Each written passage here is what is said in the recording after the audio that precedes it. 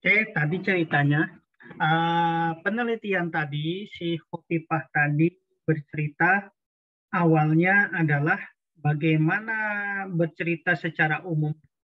Jadi penelitian itu ceritanya begini. Kalau bisa digambarkan sebuah tulisan atau karya itu di bagian latar belakang itu diibaratkan piramida terbalik. Nah, seperti ini. Ini kita balik. Kemudian di sini bagian umumnya dulu dia bercerita, Opipah tadi, gimana cara ininya ya. Nah, dia bercerita bagian umumnya dulu, ya kan? Kemudian dia bercerita dulu tadi tentang korupsi-korupsi masih umum. Kemudian dia bercerita tentang salah satu korupsinya tadi solusinya adalah penerapan prinsip ini, ya. Penerapan prinsip good governance atau akuntansi yang baik. Kemudian dia bercerita tentang ternyata akuntansi di dana desa. Nah, baru dia fokus ke akuntansi. Jadi, saya ulangin, kalau kita lihat lagi dari narasi yang dari awal ini, dari pemantauan Indonesia Corruption Watch, ini masih dari umum, cerita umum dia. Kemudian di paragraf kedua dia mulai contoh-contoh korupsinya. Cuman contoh korupsinya masih umum. Kemudian dia di paragraf ketiga, ini contoh nyata penerapan di desa itu ternyata korupsi di desa itu ada. Nah, mulai dia mau mengerucut lagi teorinya, ceritanya.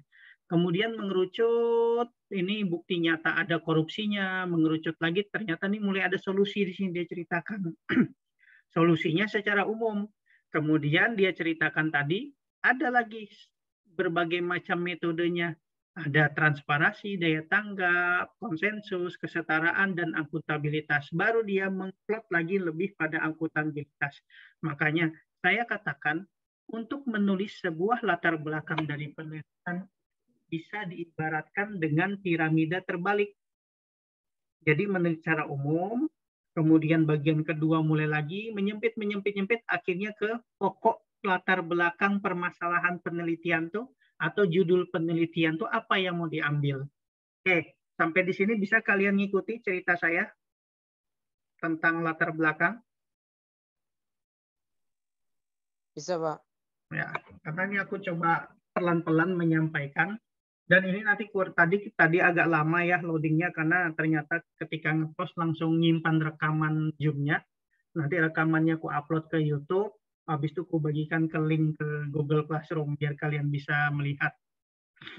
Oke, saya lanjutkan lagi ya. Saya lanjutkan lagi. Kita kembali ke latar belakangnya lagi tadi. Nah, ini tentang akuntabilitas, masih teorinya, ya, teori, lebih fokus, teori-teori. Kemudian ADD, alokasi dana desa, masih teori menurutnya. Kemudian ini masih teori dan sebenarnya kalau untuk latar belakang itu sampai 9 halaman ini terlalu panjang. Karena latar belakang itu 5 halaman sudah maksimal. Nah, dan ini karena ini masih kemarin ini masih revisian, jadi belum ku perbaiki dan skripsi jadinya sudah ada sebenarnya. Nah, mengerucut ke bagian paling akhir. Nah, ini dia. Alasan kedua, nah alasan pertama dulu. Nah, mana tadi? Mana tadi di sini? Nah, menurut Septian, operasional dana desa mewujudkan otonomi diberikan kepada desa. Kemudian ADD diberikan pemerintah pusat. Dana perimbangan ini asal muasal ADD diceritakan sama dia. Kemudian tujuan ADD itu apa? Dengan adanya pemberian ADD memperlihatkan apa? Partisipasi pemerintah pusat untuk memperhatikan pemerintah desa. Kemudian pembangunan proses untuk mengaturnya nih aturan-aturannya ya. Ternyata sumber pendapatan desa itu dari hasil usaha desa, kekayaan desa, kemudian hasil swadaya dan partisipasi dan hasil gotong royong. Kemudian lagi dilihat bagi pajak daerah kabupaten paling sedikit 10% pajaknya ya. Bagi dana perimbangan pajaknya 10% untuk desa yang setiap desa secara proporsional merupakan alokasi anggaran desa. Ini ceritanya, kemudian ini lebih pada tuntutan. Nah, ini alasan kedua melatar belakangi lahirnya kebijakan perimbangan. Jadi dari akuntansi lahirlah kebijakan-kebijakan perimbangan. Akuntansinya. Nah, kebijakan perimbangannya inilah diterapkan, diambil objek lah namanya pada Kampung Wijaya Kecamatan Talisayan di Berau sana, di tempat kampungnya si Kopipah di sana. Jadi dia tujuannya apa? Penulis ingin mengetahui bagaimana akuntabilitas pengelolaan dana desa pada kampungnya. Nah, ini nggak boleh pada kampung Talisayan. Nah, ini lagi peneliti meminta dalam apa nih, ditangani swadaya. Akhirnya, sehubungan dengan yang diuraikan di atas tadi, tertarik mengadakan penelitian judul Analisis Akuntabilitas Pengelolaan Alokasi Dana Desa pada Kampung Wijaya Kecamatan Talisayan. Itulah yang namanya latar belakang penelitian. Oke, kita lanjut lagi. Dari latar belakang, ini kan teori ini ada permasalahannya, permasalahan-permasalahannya. Jadi permasalahan yang dari latar belakang ini kita rumuskan, kita jadikan sebuah kalimat pertanyaan. Dari cerita narasi di atas ini ada masalah. Akhirnya dirumuskanlah masalah seperti ini dari cerita-cerita di atas. Rumusan masalah merupakan hulu dari penelitian serta upaya untuk menyatakan secara tersurat pertanyaan yang hendak dicari jawabannya. Nah, dari cerita latar belakang di atas, ternyata ada permasalahan yang pertama. Bagaimana penerapan perencanaan alokasi dana desa di Kampung Bumi Jaya? Yang kedua, bagaimana akuntabilitas pelaksanaan ADD di kampungnya? Kemudian bagaimana akuntabilitas pertanggungjawaban? Jadi ada 3 unsur pokok permasalahannya, itu bagaimana perencanaannya, bagaimana pelaksanaannya, dan bagaimana pertanggungjawabannya. Dan di sini Kopipah menceritakan dan menganalisis bagaimana dia mencari di sana. Oke. Tujuan penelitian. Nah, setelah ini masalah, kenapa sih kamu ngambil tujuan? Diceritakan di sini tujuan. Sebagaimana tadi narasi di sini. Nih, ingat, di bagian bab 1 atau bagian latar belakang, kalau kita namanya latar belakang masalah, nah, kemudian ada rumusan masalah, kemudian ada tujuan penelitian. Kalau batasan tuh biasanya terbatas ya. Permasalahan ini dibatasi hanya untuk meneliti tentang alokasi dana desa, dibatasi. Jadi tidak kemana-mana. Dana desa pada Kabupaten Talisayan, jadi tidak ke kabupaten lainnya, itu membatasi. Supaya tidak terlalu luas kalian meneliti nanti ke depannya. Oke, kita lanjut ke tujuan penelitian ya. Kembali lagi. Kita buka lagi bab 1 dengan dia. Tujuan penelitian di sini, apabila problematika penelitian menunjukkan pertanyaan mengenai apa yang tidak diketahui oleh peneliti, untuk dicari jawabannya melalui penelitian. Ini berdasarkan buku Arikunto 2013-15. Arikunto 2013-15 buku apa? Kita cari di sini buku apa. Kita cari Arikunto buku apa sih? Kita buka di sini Google. Oke, nanti absen kita dibuat ya di Classroom ya. Aku lupa bikin absen di Classroom. Nanti kalau dengan kelas karyawan, teman-teman mau ikut nongkrong diskusi, silahkan yang cowok-cowok ini. Biasanya nongkrong ngopi. Kontrol V, Arikunto 2013, buku apakah dia? Ini dia. Arikunto 2013, metode, nih bukunya. Prosedur penelitian. Nah, bukunya judulnya Prosedur Penelitian. Itu Arikunto. Nih. Ya, cetakan ke-15. Itu caranya carinya. Ketik aja nama bukunya atau kata kunci daftar pustaka. Nih. Tujuan penelitian adalah menyebutkan tentang apa yang diperoleh sehingga tujuannya adalah 1. Bagaimana mendeskripsikan dan menganalisis akuntabilitas perencanaan, bagaimana mendeskripsikan dan menganalisis akuntabilitas pelaksanaan, kemudian bagaimana mendeskripsikan dan menganalisis akuntabilitas pertanggungjawaban. Nah, manfaatnya apa? Nah, di sini teman-teman coba lihat manfaatnya. Yang bagi instansi sebagai masukan kepada pemerintah kampung, khususnya Kampung Bumi. Bagi akademisi untuk sumbangsih perguruan tinggi se-Indonesia, sedunia, menambah pengetahuan kemajuan pendidikan akademisi dijadikan acuan referensi bagi penelitian selanjutnya. Penelitian selanjutnya siapa? Nanti teman-teman di sini nih bakal meneliti selanjutnya apakah melanjutkan atau tidak. Atau mengambil objek yang berbeda tapi tetap mereferensikan. Jadi kekurangan nanti dari penelitian ini kalian lengkapin. Walaupun nanti objeknya berbeda. Bagi peneliti bagaimana? Menambah wawasannya. Oke, kalau di UNU Kaltim ada namanya jadwal penelitian, ada sistem penelitian. Di jadwal penelitian itu bisa ada di lampiran. Nah, kalau sistematikanya kita lihat nih, bab 1 lebih fokus pada pendahuluan, bab 2 lebih fokus tinjauan pustaka. Mungkin ini minggu depan sampaikan bagaimana tinjauan pustaka ya. Kemudian bab 3 lebih pada metodologi penelitian, tahapan-tahapannya, alur berpikirnya supaya kita bisa mendapatkan data, mengolah data, dan menyimpulkan. Nah, kemudian hasil penelitian dan pembahasan, bab 5 kesimpulan saran. Oke, jadi dia kalau di kampus kita cuma sampai 5 bab kesimpulan saran. Ada di kampus lain sampai 6 bab. Jadi hasil penelitian sendiri, bab 4 pembahasan bab 5, bab 6 kesimpulan saran. Oke, sampai di sini ada yang ditanyakan dulu? Bagi kalian, ada kagak yang ditanyakan?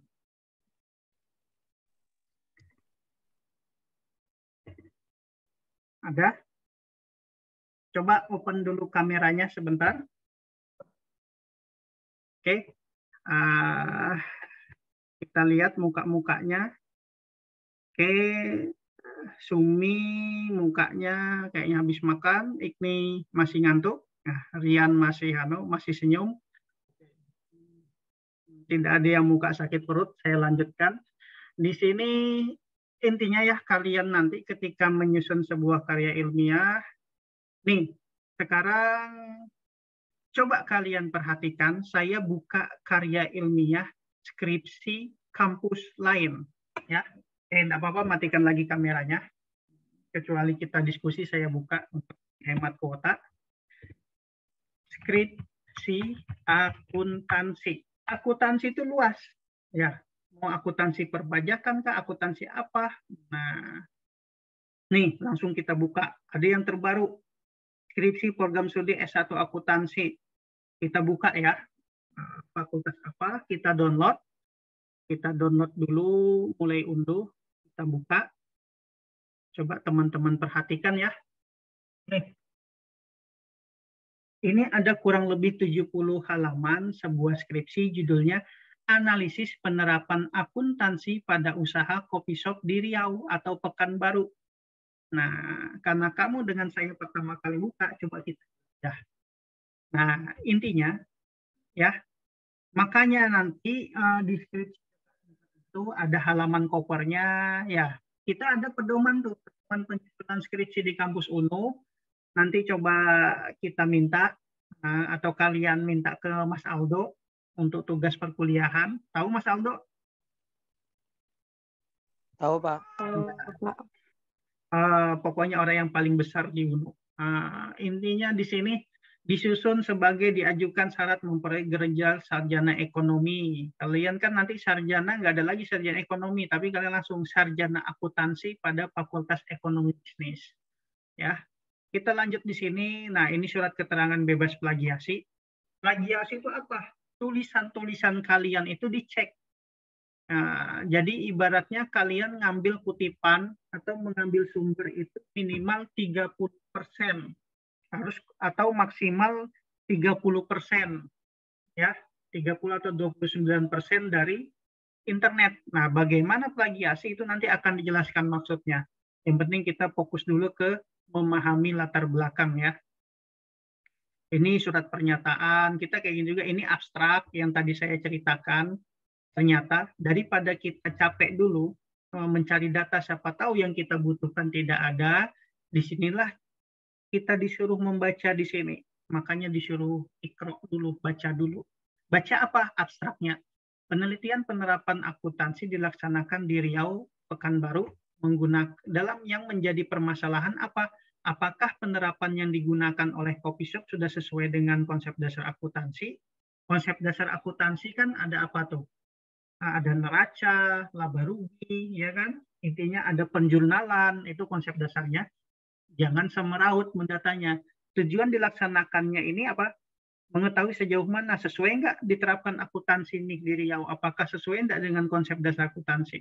Nah, pada penelitian ini data dikumpulkan, data primer diperoleh langsung dari wawancara, ya kan? Kemudian metode yang digunakan apa? Metode wawancara, melekami data sekunder, pengambilan dokumen buku harian, ibaratnya catatan keuangannya, ya kan? Berdasarkan hasil penelitian ditarik kesimpulan bahwa penerapan akuntansi ini belum sesuai. Nah, disinilah kita sebagai sebagai sarjana akuntansi, sebagai peneliti menyumbang sih, oh ini yang betul kayak gini, nah ini diterapkan di perusahaanmu kayak gini, nah pakai software ini, nah jurnal ID, nah jadi walaupun kamu nggak ngerti akuntansi, input aja di situ, atau pakai software ini, nah Mayop, seperti itu. Dan abstrak juga ada biasanya pakai bahasa Inggris, ini sumbangsih untuk akademisi. Jadi kalau orang di luar orang Indonesia yang tidak ngerti bahasa Indonesia, kalau dia cuma ngerti bahasa Bugis saja kan, mau tidak mau dia baca yang bahasa Inggrisnya aja, bahasa nasional yang dia pahamin. Dan inilah namanya sumbangsih untuk akademisi, abstrak yang berbahasa Inggris. Oke, ini kata pengantar, unsur-unsur yang saya jelaskan tadi, yang bagian mana tadi ya? Sebentar, gua share screen. Ini tadi, bagian ini ya, bagian depan, sampul, kata pengantar, daftar isi, ini bagian depan yang kita bahas ini. Nah, ketika membuat kata pengantar, nih, harus resmi kepada rektor dulu, kemudian kepada ibu dekan, ya kan, kemudian baru prodinya, kemudian dosen sekretaris dan dosen staf, baru dosen pembimbing 1, pembimbing 2, baru bisa kemudian dosen staf pengajar juga bisa diposisikan setelah dosen pembimbing, kemudian rekan di sana tempat mengambil data, kalau ada namanya sebut namanya, kemudian baru di sini kepada orang tua, ya kepada partner, nah, dan biasanya jarang nih kepada kalau orang yang pacaran kepada pacarku tersayang. Nah itu jangan kalau bisa karena belum tentu jodoh. Jadi biar tidak ada kenangan. Siapa tahu bukan jodohmu kan, nanti kamu malu sendiri dibaca anakmu. Oke, kita lanjut, ini bagian isi, ini daftar isi, seperti ini. Kalau standar kampus kita bukan 1.1 ya, yang tadi kuceritakan. Apa di sini formatnya standar kampus kita, coba kita lihat. Nah, tadi dia angka I, ya, angka I, Romawi baru titik 4. Ini standar kampus kita di UNU. Kalau di kampus lain, ciri khasnya seperti ini. Bisa kalian ikutin omongan saya? Bisa, Pak. Bisa, Pak. Ini aku sepelan-pelannya mungkin. Jadi bisa kalian ulangi di YouTube kalau kecepatan. Ini daftar isi, metodologi. Nah, kita baru bahas pendahuluan ini hari ini. Oke, buka aja pendahuluannya. Biar kamu tak tengantuk-ngantuk. Nah, ini. Lihat. Ciri khasnya pasti seperti ini. Semua skripsi di dunia ini pasti seperti ini, ya. Semua karya ilmiah di dunia ini pasti ciri khasnya dari umum ke khusus. Ini kata kuncinya, piramida terbalik kalau saya ngomong. Kita baca dari punya orang kali ya. Akuntansi memegang peranan penting, ini masih bercerita tentang akuntansi ya. Ingat, setiap paragraf, kalau di pelajaran bahasa Indonesia, setiap paragraf, satu paragraf terdiri dari apa? Satu kalimat pokok, kemudian 3 atau lebih kalimat penjelas. Gimana sih penjelas? Nah, ini kalimat pokoknya apa? Kalimat dijelaskan apa? Ini ciri khasnya. Nanti paragraf kedua, kalimat pokoknya apa? Kalimat penjelasnya apa? Nah, kita lihat punyanya dia. Kalimat pokoknya adalah tentang akuntansi memegang peranan penting dalam sebuah entitas atau perusahaan atau objek. Karena akuntansi merupakan media komunikasi. Maksudnya komunikasi apa? Dijelaskan di sini kalimat penjelasnya menghasilkan informasi, informasinya untuk apa badan usaha, kemudian informasi tersebut bisa untuk mengambil keputusan terkait dengan perusahaan tadi, ya kan? Nah, kemudian akuntansi tidak hanya untuk perusahaan bisnis, tetapi perusahaan yang memerlukan akuntansi, mau jasa, mau perusahaan nirlaba, semuanya perlu akuntansi. Nah, menceritakan tadi, masih ini kalimat penjelasnya. Nah, kemudian ada lagi, informasi akuntansi merupakan peranan penting untuk mencapai keberhasilan usaha. Informasi akuntansi ini perlu dijelaskan. Bikin lagi di sini kalimat lagi, paragraf kedua yang menceritakan apa sih informasi akuntansi itu ya. Nah, kemudian di sini setelah bercerita tentang informasi akuntansi teori secara umum, dia mulai masuk ke paragraf ketiga, menceritakan kebanyakan pada usaha kecil atau perusahaan usaha dagang kecil, tukang jual nasi goreng kah, ya kayak di apa mie Jogja Pak Karso, itu masih usaha kecil, tidak membuat pencatatan keuangan, pembukuan dan sebagainya dengan baik dan tertib. Oke, dia bisa mencatat, tapi tidak. Makanya pasangannya baik dan tertib sesuai dengan aturan akuntansi. Mereka lebih mengandalkan daya ingat sehingga menyulitkan pihak eksternal untuk mendapatkan posisi keuangan, kemudian tidak mau menjalin kerjasama karena meragukan kemampuan usaha. Nah, di sini dia nih.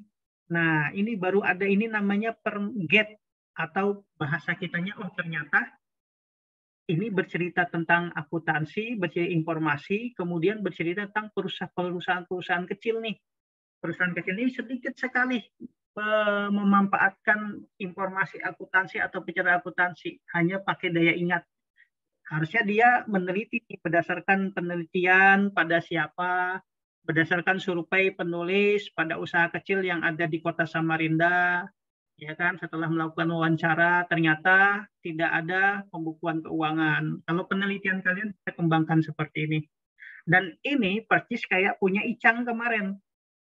Kalau Icang lebih pada UMKM kan, kalau dia nih kayak tulisan Icang, cuman berbeda narasi. Oke, baru di sini bahas lagi paragraf terbaru, mulai fokus pada penerapan laporan keuangan menurut standar akuntansi keuangan MKM. Kalian pernah lihat SAK nggak? Saya tanya.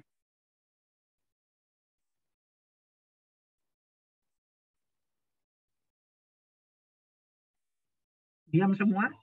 Tahu SAK, standar akuntansi keuangan? Standar akuntansi. Nah, SAK itu kalau teman-teman kalian kemarin kan ada orang Ikatan Akuntan Indonesia ya. Mereka bikin standar akuntansi keuangan. Mereka lah yang merancang. Jadi untuk usaha UMKM, usaha kecil itu ada apa? Ya kan? Nah, di sini. Jadi standar keuangan menurut SAK ada laporan posisi akhir periode, laporan laba rugi selama periode, misalnya selama sebulan, catatan atas laporan yang berisi tambahan sekian akun tertentu. Dan di mana ketiga akun tadi hasil akhir kegiatan akuntansi. Tujuannya SAK apa? Ini memudahkan menjalin kerjasama dengan investor supaya investor tidak ragu dengan perusahaan kita dan mau invest di perusahaan kita. Karena perusahaan tanpa adanya pinjaman, tanpa adanya investasi, tanpa adanya hutang, kalau kamu mengandalkan modal dirimu sendiri, kamu susah untuk berkembang. Perusahaan yang bagus adalah perusahaan yang berani berinvestasi, menginvestasikan atau meminjam atau berhutang. Kemudian nih, SAKMKM asalnya dari mana? Diperdalam lagi di sini, PSAK, pernyataan standar akuntansi keuangan. Laporan laba rugi apa pengertiannya ya? Nah, laporan laba rugi itu ada dua jenis, ada single step model dan multiple step. Kalau single step berisi pendapatan dan beban, tapi kemudian laba rugi dihitung mengurangi total penghasilan dan beban. Kalau multiple bagaimana? Penghasilan dipisah, beban dipisah, ada rinciannya, begitu ceritanya. Kemudian masuk lagi teori, kayak Hopipah tadi, teori lagi bercerita ya. Ini masih masukkan teori, latar belakang, baru lagi kembali lagi ke UMKM. Nah, ini masih Arif, teori lagi, kita lihat. Nih, ini penelitian-penelitian orang. Nah, orang yang sudah meneliti. Nah, inilah maksudnya bagi penelitian atau akademisi untuk jadi sumber rujukan penelitian selanjutnya. Jadi orang ini sebelumnya membaca penelitian si Octavia terhadap usaha sate di Pekanbaru tahun 2016 dengan judul Analisis Penerapan Akuntansi pada Usaha Sate di Pekanbaru. Semua pengusaha sate secara acak diambil datanya di Riau, kemudian dia teliti bagaimana penerapan akuntansinya. Ya jelas tukang jual sate tidak ngerti akuntansi, lebih sakit kepalanya, ya kan? Karena pagi motongi daging satenya, malam jualan, belum lagi tukang bikin bumbu bininya. Nah, artinya apa? Objeknya bukan usaha sate yang ibaratnya sate di pinggir jalan, tapi usaha sate-sate yang besar. Ya, ibaratnya yang karyawannya banyak, yang ada pembukuannya, itu dijadikan objek. Lanjut. Kemudian di sini usaha sate, dia menerapkan di usaha kopi shop. Nah, usaha di bidang usaha dagang. Nah, kopi shop kenapa? Di tahun 2021 sampai sekarang fenomena tongkongan kopi itu semakin banyak. Jadi banyak orang nongkrong ngopi apa dan kopi-kopi ini banyak berdiri dan kopi-kopi sekarang sudah ibaratnya apa ya, teman-temanku yang di HIPMI, Himpunan Pengusaha Muda Indonesia, banyak yang usaha-usaha kopi seperti ini. Dan mereka menggunakan software akuntansi dan mereka bisa diteliti untuk mengambil datanya. Oke, lanjut di sini. Dengan hal ini diuraikan, dia baru ambil objeknya ya. Ternyata dia survei ada 32 usaha kopi. Nah, diambil 5 usaha, ternyata yang ibaratnya bonafit. Haryo, Sensei, Wok, dan Teras. Nah kan survei pertama apa? Dia cerita, ya kan?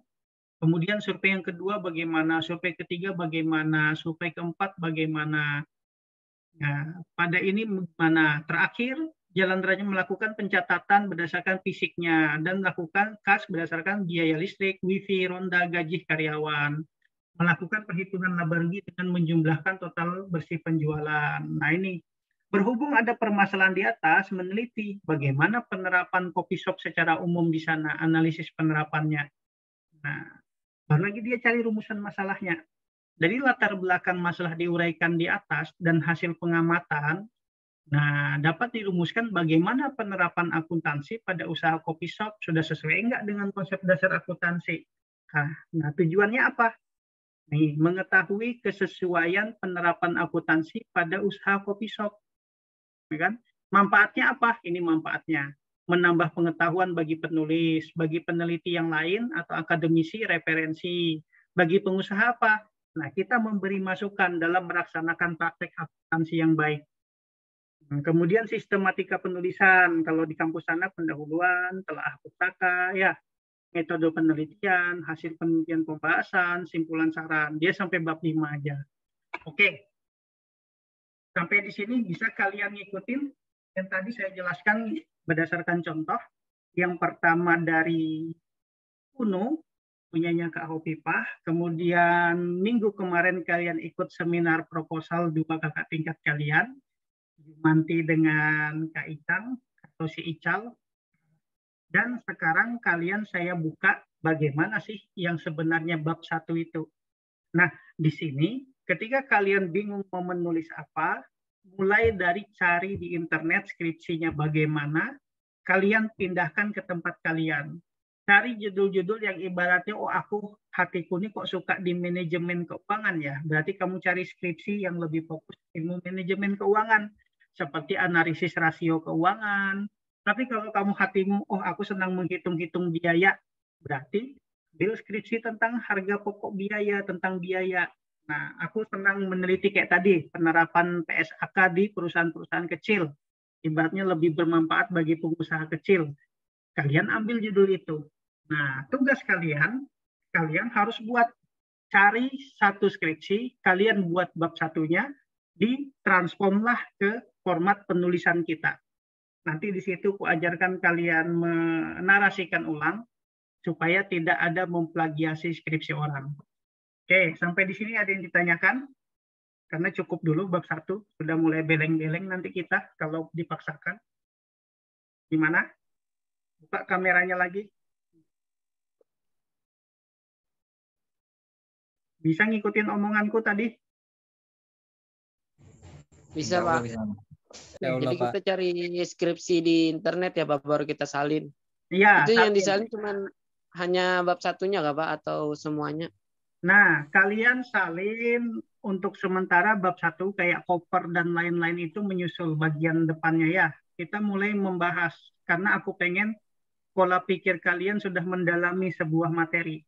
Nah, terserah kamu pakai apa, ikuti kata hatimu. Aku enak yang ini, ikuti aja kata hatimu, baru ambil satu. Karena mahasiswa itu harus memutuskan dulu, baru jalani apa yang diputuskan. Jangan berpikir. Kalau dipikirkan, kamu tidak bakal menjalani. Yang ada putuskan, ambil satu, baru jalani. Oke, nah, kalau nggak ada itu aja dulu perkuliahan kita hari ini. Nanti rekamannya saya upload di YouTube, biar kalian bisa mengulang. Kemudian jangan lupa nanti saya bikin absensi di Classroom, kalian absen ya. Oke, aku akhiri. Assalamualaikum warahmatullahi wabarakatuh. Waalaikumsalam warahmatullahi wabarakatuh. Waalaikumsalam warahmatullahi wabarakatuh.